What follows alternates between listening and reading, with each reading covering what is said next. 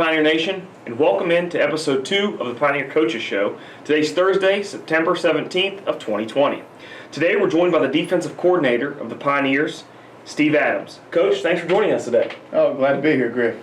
First off, before we get into anything, I want to congratulate you and your wife on your new child who was born this August, Stenson. Talk a little bit about that and what it's been like becoming a father. Well, Stetson got here August the 12th, which would have been a week into training camp had we not been with COVID. So as far as that goes, it's kind of been a little bit of a blessing because I've been able to be there through the hospital and spend a lot more time with him as opposed to, us being in the middle of the season right now and having gone through training camp. So I know my wife appreciates the help, but it's been awesome. It's our first child, so it's great to wake up and kiss him good morning, kiss him good night, and just have him here.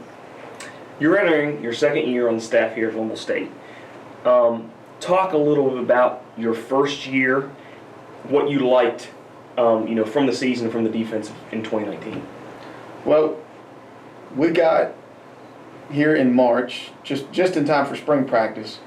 We finished, I think we had 19 defensive players on the roster when we finished, and for the most part, all 19 of them came back and all 19 of them contributed significantly to the defense. I thought they bought into what we were doing. We coached them hard, we worked hard, and it was awesome to see the fruits of our labor start to show. And those guys, really stepped up at some critical times throughout the season and had a huge game. The Fairmont game, obviously, the Notre Dame game. Those are two of the top offenses, not just in the conference, but in the nation. And Dom had two of his best games of the season, those two games, but the rest of the defense stepped up. In that Notre Dame game, we had everybody flying around in football. And, just to finish the season the way we did, to win those last 3 games, to play Notre Dame, who was the #1 rushing offense in the conference, and then the follow-up the following week with Frostburg, who was #2 in rushing offense. And we really felt like, those were 2 big signature wins for our program to really give us momentum going into the offseason. 2020 is kind of a weird year. I was talking to Coach Keller about it, and it's, it kind of gives you guys this fall, instead of preparing and playing, a time to kind of evaluate, look at your schemes and stuff. Is there anything, obviously you're going to use this time to evaluate, players and try to, you always want to upgrade and have competition for that. But as far as from an X's and O's standpoint and a scheme point, is there anything that you want to look at maybe doing more when we get to take the field from a defensive standpoint? Certainly. Talked about our number of players. I think for the Frostburg game we had 17 active players on the defensive depth chart that we were really counting on for that game, and really like the guys that we've got coming back. But we had a great signing class, and I think recruiting went great. And when us having this fall where we can actually coach these guys and treat us almost like a redshirt year automatically for them, that's going to give us depth on the defense. That's going to allow us to get into different personnel packages and get into different fronts and do some different things. So certainly we had plenty of time through March, from March all the way through August, to do Zoom meetings and meet with other coaches online. And as a defensive staff, we've talked about several different things that we'd like to do and we'd like to get to that just we were limited with last year. So talking about, obviously being on the defensive side of the ball, I think sometimes defense in this day and age gets overshadowed a little bit from the high-flying offense and the scoring all the points. And you kind of hit the nail on the head talking about those 3 games, the Fairmont game, the Notre Dame game, and the Frostburg game. Looking back in 2019, the defense finished 5th in Division II in defensive TDs with 6 of them, 6 in NCAA Division II in passes intercepted with 21 total, and then 11th in the NCAA in Division II in turnovers gained with 29. Those are pretty solid numbers for your first year. Were you expecting that, and are you expecting it to be even better the following year, or were you kind of, hey, this is great, let's build on this? I mean, obviously those numbers are great, but a lot of that is scheme-wise and putting the players in the right place for them to excel. Well, we were very pleased, and but when we came in last spring, that's what we talked about. Our job is to get the ball back to the offense, and in this day of these high-powered offense, it really comes down to possessions. When you got two high-potent offenses going against each other, which I think we're going to get there. There's no question about it. When we look at the talent we have on our roster right now offensively, if we can keep getting the ball back to the offense, we're definitely going to win. But we preach that every day. We work turnovers every single day. We actually left about probably 8 to 10 between interceptions and fumble recoveries on the field that we didn't get. And so those numbers could have been even better, but was very pleased with it. Certainly that's the expectation. And that's what we're going to keep working, and we're going to keep preaching that and harping on that every single day. Looking a little bit at the personnel, one big thing that'll stand out when we get to take the field is no number 6 there, middle linebacker, Dom Sazowskis, the MEC Defensive Player of the Year. He's gone. How much are you and the coaching staff going to miss number 6 there? Oh, certainly we'll miss him. You get a 2-time All-American and the Conference Player of the Year. Those aren't guys you just replace, but we've got a great group of guys that they had an unbelievable winter before we got shut down with COVID. And, guys that are jumping and they can't wait to get their opportunity. So it's going to be the next man up, and we'll have him ready to play. Certainly you don't replace him, but, the next guy will be ready, and the next guy is dying for his opportunity. You do have some experience returning at the linebacker position. Deandre Brown, he started all 11 games last year, had 39 total tackles and an interception. What are you looking for out of Brown? And then who are some others that Pioneer fans need to kind of keep their eye out for? Well, D. Brown he's our Sam, our nickel. He plays outside the box, so he's not going to be a guy that moves in the box. My challenge with D, just in the past few weeks that we've been working out since we've been back, is to take on a leadership role. He's a senior. He's played a lot of football for the blue and white, and he's made a lot of plays for us. Certainly those young players, those young defensive guys, they're going to gravitate towards him. So that's been the challenge to him, is just step up and become a leader. Continue to work on his fundamentals and in addition to make even more plays. At the mic and the wheel, inside the box, we're losing Dom and we're losing Will Mays, who was a very productive player for us all those years, and then was a honorable mention all-conference as well. And he's a guy we're going to miss just as much. So we got 2 open spots.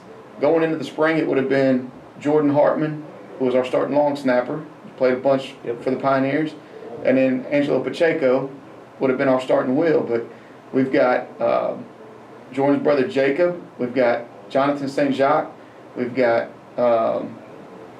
Mike Bartram as a transfer that came in from Marshall. All those guys are chomping at the bit, trying to compete for that job. And then we've got some talented young freshmen, David Livingston, Spencer Goolsby, Logan Spurlock, who are all going to, compete for playing time and possibly try to vie for that starting spot. I really chose Glenville State College because I found out from so many different people how encouraging and supportive the staff was here in the Land Resources Department. I also knew and have experienced now just how hands-on this program is. I have just really been able to learn as much as possible through all the opportunities here. I chose GSC because of the close, small-knit community here at campus and the chance to excel in the honors program here. Looking up front, you guys probably returned the most experience probably on the defensive line from last year. Ellis Iller returns. He had 36 total tackles. Chris McSweeney had 30 total tackles. Jose Gutierrez had 27 total tackles. And then Trayvon Harrington had 13 total tackles. What is your expectation for those guys up front? Well, they got to set the tone. And we were out this morning, and they were doing their individual and working their position. We're really excited about those guys that we've got coming back. They got to wreak havoc in the backfield, get across the line of scrimmage. But certainly, those guys have the most experience. Those guys probably bring the most energy and most enthusiasm and most juice to the practice field and the weight room. Those guys are high motor guys that that bring a lot of energy to the defense. Who are some of the newcomers, or maybe some returners that are going to push those guys up front for some playing time? I know Coach Keller's big on a gentleman by the name of Max Boyd. Really likes him. But who are some others? Yeah, Max had to set a year because he transferred to us from Lenoir-Rhyne, but he had a great summer, and he came back this fall, and he looks great, and he's been working his tail off, and we expect him to be a force on the interior defensive line. Some of those young freshmen, we've got Marcus Hagler is a defensive end. Jaden Merriman is a defensive end from Virginia. Josh Carr, Isaiah Macklin are two more edge rushers on the outside. We've got Colton Groves from Nicholas County. He's going to be a force on the inside. We've got Dom Owens from up in Fairmont. We expect big things from him. We just got a guy in named Justin Collier from Detroit. And so those guys we didn't bring them into redshirt. Right. And certainly with COVID, they're going to get all that experience now, but those guys are going to be, I think, really good football players going forward. The other guy I didn't mention, he got hurt his first game back against West Virginia State, but Amade is he's worked his tail off. He's got a lot of energy in the weight room, and so we've got big expectations for him as well. Now transferring, looking back at the defensive backs, Jansen King returns. He had 63 total tackles last season and an interception with 12 pass breakups. Also returning is Dane Lynch, and then Austin Story, who had a really good freshman campaign. Thoughts on the defensive backs as a whole? Love the way those guys are working, and they're getting better every single day. One guy that we'll have back, he had to sit last year, was Sean Bowers. Got big expectations for him, and then another really talented group of freshmen that we signed to come in and compete for those spots. But one thing last year that you hardly ever see, we had those four guys in the secondary, the two safeties and the two corners, and I think the last 3 games they didn't come off the field one snap, and that doesn't happen. Right. We need to be playing 6, 7. Maybe even 8 DBs, especially when we want to get to some of our sub packages, just so we can stay fresh, and so we can, keep guys rotating. Right. So we're really excited about those young guys. We got Brandon Penn from Parkersburg South. We got a guy named Sean Sterling from down in Louisiana. We got Darnell Davis. We got Kyrie Kirkman. We got Kai Felders, a corner from Maryland. We got some really talented young DBs that are going to come in and compete for playing time. Let's talk a little bit about the mental state at the moment for the players. I talked with Coach Keller about this and about how, being a college athlete and especially a football player, you're so used to being in a routine. It's weird this time of the year with not watching game film, preparing for who you're going to play for either Thursday or Saturday.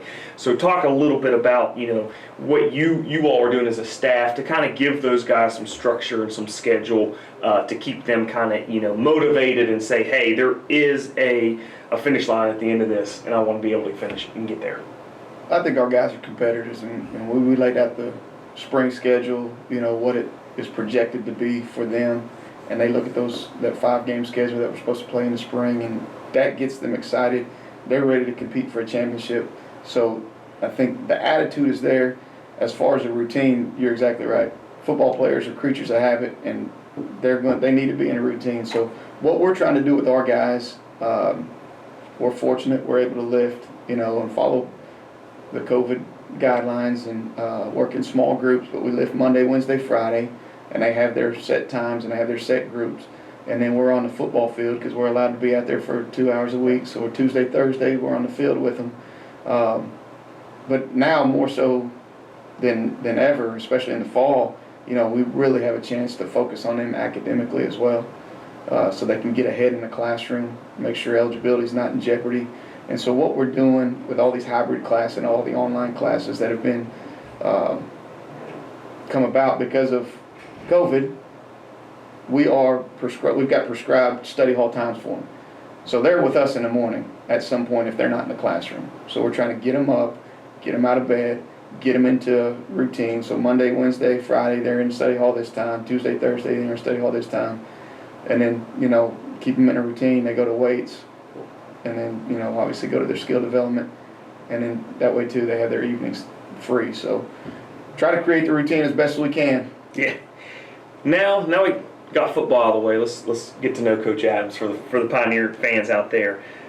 You being a new father, average number of hours you're getting to sleep a night. You get eight hours or under 8 hours? Because I know if we were in football season, I know you wouldn't be getting 8 hours of sleep. It's certainly under 8 hours.